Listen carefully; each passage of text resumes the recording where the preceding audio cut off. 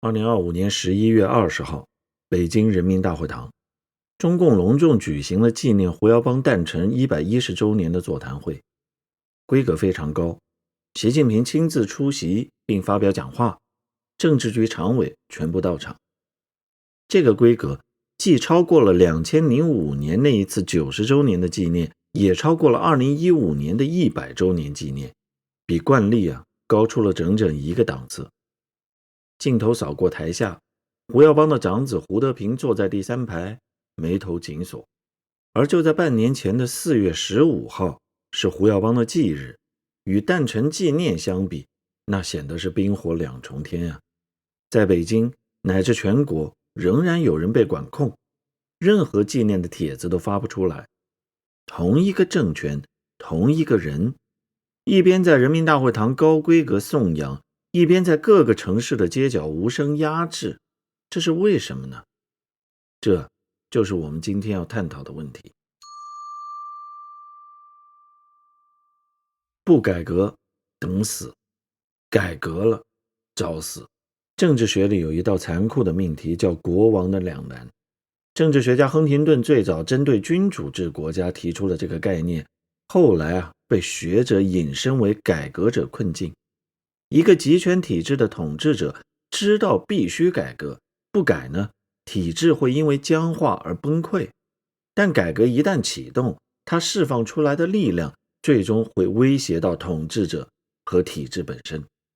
集权体制不是不知道自己有病，每次重大危机之后，他都会主动去找医生，但他只需要这个医生来治标，头疼医头，脚疼医脚，而不是刨根问底的治本。1976年，毛泽东去世，中国从10年文革的废墟里爬出来，经济濒临崩溃，社会千疮百孔，数百万人家破人亡，人们被恐惧和谎言压得喘不过气来。那个时候的邓小平需要一个人来完成3件事：思想上破局，打破2个凡是的僵化教条；人事上收拾残局，给数百万人平反；社会上重建信任，让那些被打怕了的知识分子和老干部重新站到党的队伍里来。胡耀邦就是这样被选中的。为什么是他呢？因为他具备了体制在那个危机时刻所需要的一切。他资历够老，14岁加入共青团，走上革命道路，长江路上最年轻的干部之一，娄山关战役中遭敌机轰炸负伤，弹片扎进臀部，一辈子都没取出来。他立场够正，文革当中被打倒，挨过整。他能力够强，主持团中央多年，组织才干有目共睹。他骨头够硬，庐山会议上毛泽东要他批判彭德怀，他除了简短发言，始终保持沉默。为此毛泽东有1-2年没有理他。还有最关键的一条，他有这个体制内的人最稀缺的品质，真诚。成为中组部部长之后，胡耀邦发动了一场史无前例的平反运动。截止1982年底，大约300万名干部得到了平反，47万名共产党员恢复了党籍。与此同时，2000多万名地富反坏右4类分子全部摘帽，连同家属在内，超过1亿人从政治贱民的阴影当中走了出来。当时有很多老干部替他捏了一把汗，问他说：“你这么干还想不想要脑袋？”据传，胡耀邦的回答是：“我不下地狱，谁下地狱？”这不是政治表演，这是一个人的本色。接着就进入了国王的两难最麻烦的部分。改革不是一个水龙头，你想开就开，想关就关的，它有自己的逻辑，每一步都关联到下一步。让我们来简要的梳理胡耀邦的改革链条，一共5环，其中的前因后果是有迹可循的。第一环，平反。体制让他做这件事儿，他做了，300万人得到了平反。但平反不只是一个行政程序当300万人从噩梦当中醒过来，重新走进家门，回到单位，他们首先产生的不会是感谢，而是疑问：为什么会发生这一切呢？第二环，思想解放。为了回答大家心里的为什么，就必须打破两个凡是的思想牢笼。1978年，一篇文章像炸弹一样扔进了中国思想界，实践是检验真理的唯一标准。胡耀邦是幕后的关键推手，但思想一旦解放了，人们就不会只在你划定的范围内思考。第三环，经济搞活。思想解放了，农民就要吃饱饭，工人就要过好日子。胡耀邦推动了包产到户的全国落地，他和万里等人连续5年颁布关于农村改革的中央1号文件。1983年，他在中南海接近个体户代表，说了一句当时石破天惊的话：辛勤劳动都是光彩的。那个时代，个体户是被人瞧不起的，搞对象都困难。大连有一个照相的个体户叫姜维，他的摊子刚刚因为有碍市容被取缔。听到了总书记这句话，他鼓起勇气重新开张。结果呢，市政协主席亲自去祝贺。不久之后，他还得到了中国第1张私营企业执照。经济是搞活了，但活力带来的是一个更自信、更有主张的社会。第四环，知识分子要空间。胡耀邦保护他们，容忍他们。据胡平转述，胡耀邦曾经说过一段极为罕见的话：我始终支持任何人在社会主义制度下行使自己的民主权利，奉劝同志们不要抓人来关，敢于大胆提出这些问题的人，恐怕也不在乎坐监牢。这段话放到今天，你都很难想象是出自于中共总书记之口。第五环，学生上街。1986年底，合肥、上海、北京，大学生走上街头，打出的标语、喊出的口号里，写满了自由、民主、法治。请注意，这些理念正是胡耀邦和改革派这些年亲手种下的种子。你看到了吗？每一步都是前一步的自然延伸。胡耀邦没有走得太远，是改革的逻辑链把他引导推动到了那个位置。他被叫来做第1环的工作，但第1环导向第2环，第2环导向第3环，整个链条一路就延伸到了体制的禁区。美国政治学家赫希曼把这件事情讲得很清楚。他说，改革本来是为了替代革命，但改革一旦启动，它释放出来的期待、能量和不满，往往反过来会变成革命的催化剂。因此，改革最吊诡的地方就在这里。一个坏的政权最危险的时刻，往往不是它最坏的时候，而恰恰是它开始变好的时候。因为人们尝到了甜头，就不可能只要这一口。国王的两难走到这里钟摆也就抵达了即将回摆的时刻。国王发现，他请来的医生不只是在治病，而是在颠覆他多年养成的生活方式。就像一个酒鬼，他喝出了肝硬化，医生不是让他的肝变舒服，以便他喝得更多，而是要他彻底戒酒。这个时候，国王只有2个选择，不过几乎所有的国王都会做出同样的选择，那就是让医生滚蛋。1987年1月，北京中南海怀仁堂，一场被称为民主生活会的会议正在进行。请注意这几个字，民主生活会。在中共的制度设计里，本来是党员之间坦诚交流、互相批评帮助的非正式场合，但这次的主持人是中共中央顾问委员会副主任薄一波，不是政治局，不是书记处，是中顾委。这已经是程序上的异常。7天之内，一批党内元老轮番上阵。薄一波说，胡耀邦到基层视察次数太多，地区太广，指责他是游山逛景、哗众取宠。杨尚昆和王震指责他站错路线。宋任穷批判他对邓小平的态度，而邓丽群据其本人事后承认，发言长达3个半小时。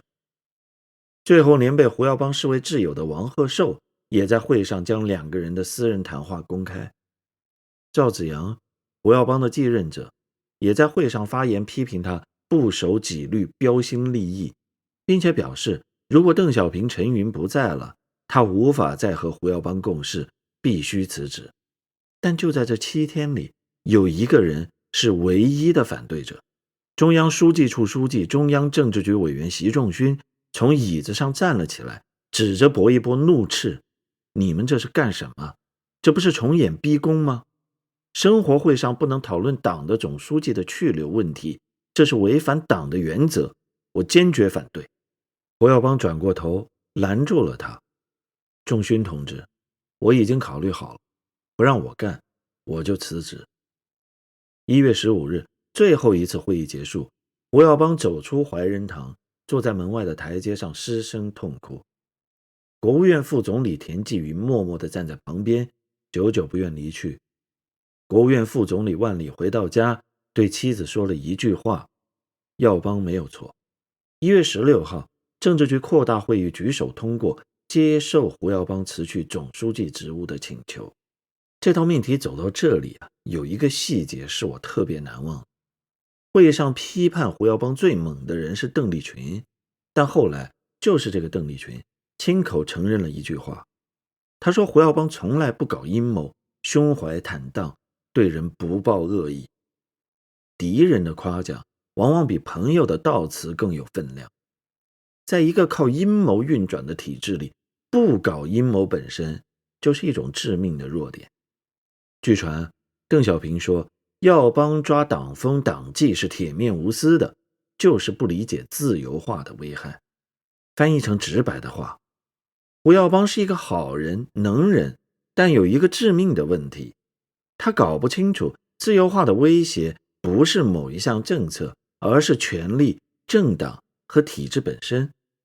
一个集权体制可以容忍腐败，可以容忍无能，甚至可以容忍一定程度的失败，但是他不能容忍任何人让老百姓真正相信改变是可能的。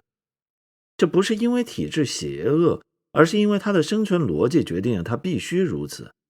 一个靠垄断解释权存活的体制，一旦人们发现它可以被质疑，可以被改变，他们就会要求更多。体制出于自我保护的本能，就会开始反噬。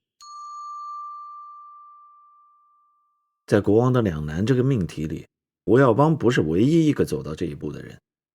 1964年10月，莫斯科，赫鲁晓夫正在黑海边的别墅度假，接到了他一手提拔起来的勃涅日列夫的电话，说让他回到莫斯科开个会，讨论农业问题。赫鲁晓夫起初拒绝了，但最终还是飞回了莫斯科。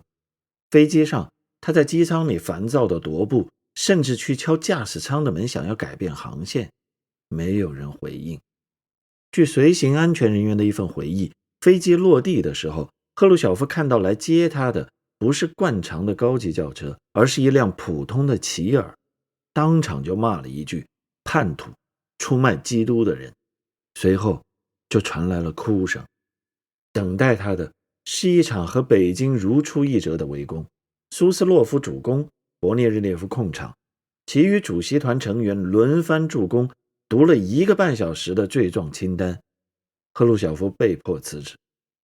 同样的剧本，同样的手法，同样的结局。两个国家相隔20多年做了同一件事，找来一个人来修复体制的创伤，然后在他把事情做得太认真的时候，亲手把他推下舞台。赫鲁晓夫为了修复斯大林给苏共带来的巨大创伤，开始了改革，但链条断在了第4环。匈牙利人以为自己也可以争取自由。1956年布达佩斯起义，他派坦克去镇压。胡耀邦为了修复毛泽东给中共带来的社会灾难，也开始了改革，但链条断在了第5环。体制用一场民主生活会截断了它。30年后的戈尔巴乔夫把赫鲁晓夫的路走得更远，链条1环都没有断，最后整条链子把体制本身给拉垮了。赫鲁晓夫和胡耀邦终点不同，起点却都是一样的。一个人认真地做了体制交给他的工作，唯一不同的是，赫鲁晓夫死在了体制以外，而胡耀邦则死在了体制之内。更确切地说，是死在了那张他经常开会的桌子旁边。1989年4月8号，胡耀邦在政治局会议上突发大面积心肌梗塞，倒在了怀仁堂。2年前被迫离开权力的地方，又一次成为他生命的转折点。1989年4月15号清晨，胡耀邦逝世。请注意这条信息发布的次序：新华社在中午12点20分率先向境外发布了简讯，而中央电台在下午14点04分才对内播出，先发境外，后报国内，整整晚了1个半小时。政权对他的死亡消息也进行了必要的管控，但仍然没有阻止大批学生在天安门广场聚集悼念，而悼念活动最终演变成了1989年的学生运动。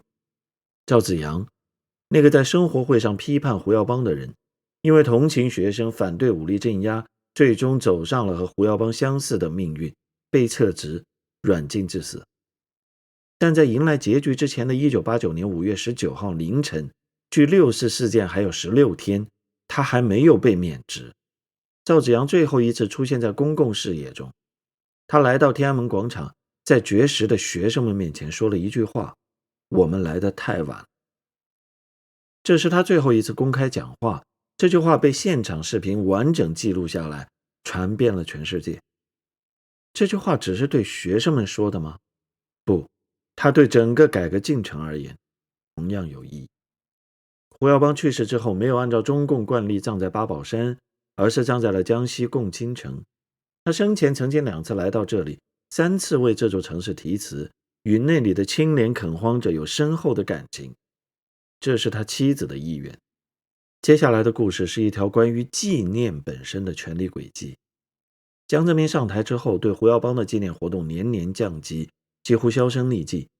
2005年，胡锦涛主动恢复，开了诞辰90周年座谈会，3名常委出席，由曾庆红发言，胡锦涛本人没有发言。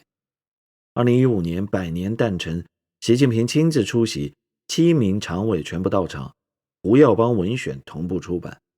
2025年110周年，习近平亲自讲话，常委全部到场，规格远超惯例。这是升级还是收编呢？请注意习近平讲话里，他颂扬了什么，又回避了什么。习近平颂扬了胡耀邦的坚定理想信念，对党忠贞不渝，颂扬了清正廉洁，颂扬了实事求是，但他绝口不提胡耀邦任内推动的党政分开，不提胡主张取消领导干部终身制，不提胡对言论空间的容忍，不提那场把胡耀邦赶下台的民主生活会，更加没提自己的父亲习仲勋在会上的仗义直言。而蔡奇在总结发言当中，一句话把这场纪念的真实用途说清楚了：要更加紧密地团结在以习近平同志为核心的党中央周围，深刻领悟2个确立，坚定4个自信，做到2个维护。翻译成直白的话，纪念胡耀邦是为了拥护习近平。这不是遗忘，这是改写。完整的胡耀邦被一拆为2，一个自由化的胡耀邦和一个严于律己、从严治党的胡耀邦。习近平颂扬了后者，抹掉了前者，让胡耀邦这个名字变成了他自己执政理念的道德资源。在集权体制里，比沉默更高明的手法是抢占解释权。这就是为什么胡德平坐在台下眉头紧锁的原因。与此同时，每年的4月15号却仍在执行另外一套程序，纪念的文章被删，纪念的聚会被盯，敏感的人物24小时行动受限。官方大张旗鼓地颂扬胡耀邦的改革精神，同时对改革派的实际遗产言论自由、党政分开、干部终身制的限制进行了系统性的逆转。这不矛盾，这是同一个逻辑的2面。你可以颂扬一个死去的开明者，但绝对不能让这种颂扬变成对当下政权的批评。与此同时，这也是围绕同一个目的的不同做法，都是为了维护政权的稳定与延续。胡耀邦选择了放，失败了；习近平选择了收，现在也露出了败相。胡耀邦的方向是放，放权、放思想、放社会活力，结果呢，放到体制害怕失控，收了一半回去。政治体制不改，经济改革开放。苏联也是如此，赫鲁晓夫1964年下台之后，勃列日列夫上来搞了20年的停滞，体制看似稳定住了，但是病情却在进一步恶化。20年之后，戈尔巴乔夫不得不做了比赫鲁晓夫更为激进的手术来挽救体制。结果呢，苏联没了，病人死在了手术台上。习近平刚上台就对苏联的解体痛心疾首，用更无一人是男儿来斥责他们。为了政体的安全，他选择了勃列日列夫的路径，收，把胡耀邦放出去的那一半再往回收，集中权力，统一思想，强化控制。有没有效呢？反腐、扶贫等等运动在初期民意支持度都还不错，中央的权威得到了重建。但随着时间流逝，代价也逐渐在浮现，民营企业家躺平，外商逐渐离开，青年失业率高企。这不完全是经济周期的问题，而是收的结构性代价。创新需要自由，自由需要空间，而你选择了收紧，体制僵化的弊端就会被暴露出来。还记得我们前面说的那句话吗？不改革等死，改革了找死。国王的两难不会因为你换了方向就彻底消失。放松到一定程度，社会开始要求分享权利，体制就会恐惧；收紧到一定程度，经济失去活力，体制赖以维持合法性的发展绩效本身就会开始动摇。不放松窒息，不收紧涣散，放松了收不回来，收紧了放不开。这就是为什么亨廷顿把它叫做两难而不是选择题，因为选择题有正确答案，两难没有。三个改革者，三种结局。胡耀邦死在了体制里，怀仁堂外的痛哭，时钟上的7点53分。赫鲁晓夫被体制遗忘，葬礼那天苏联媒体近乎沉默，但大批群众自发赶去送别，多到当局不得不临时关闭了公墓。戈尔巴乔夫目睹体制消亡，他站在克里姆林宫，看着那面红色旗帜缓缓降下。赫鲁晓夫下台后，交给继任者2封信，说遇到搞不定的危机就依次拆开。勃列日列夫遇到第一次危机，拆开第1封，里面写着把一切都推到我身上，他照做了，度过了危机。第2次危机，拆开第2封，里面写着请准备好2封信。这不只是笑话，这是一个循环。赫鲁晓夫留下了2封信，从来没有人写出过第3封，因为没有人知道第3封信该怎么写。好了，本期节目就到这里。如果你觉得这期节目值得更多人看到，请帮忙点赞、转发、订阅，并点开小铃铛。我们下期再见。